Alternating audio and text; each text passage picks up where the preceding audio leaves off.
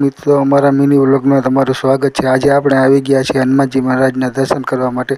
આજે હનુમાન જયંતિ છે, તો મિત્રો આપણે હનુમાન દાદાના દર્શન કરીશું અને તમને જણાવીએ કે આ હનુમાનજી મહારાજનું મંદિર છે, બહુ પ્રાચીન છે અને કોને કોને આ હનુમાનજી મહારાજના દર્શન કર્યા છે તે કમેન્ટ કરીને જણાવજો અને કમેન્ટમાં જય શ્રી રામ લખવાનું ભૂલતા નહીં। મિત્રો, આ છે પ્રાચીન હનુમાનજી મહારાજ અને જે ધારેશ્વર આવેલા છે જેતપુર રાજકોટ હાઈવે ઉપર, તો તમે એકવાર અવશ્ય દર્શન કરો। અને આજે હનુમાન જયંતિ છે, તો આપણે હનુમાનજી મહારાજના દર્શન કરીને તેમના આશીર્વાદ લેશું। તો બોલો જય શ્રી રામ, જય શ્રી હનુમાનજી મહારાજ।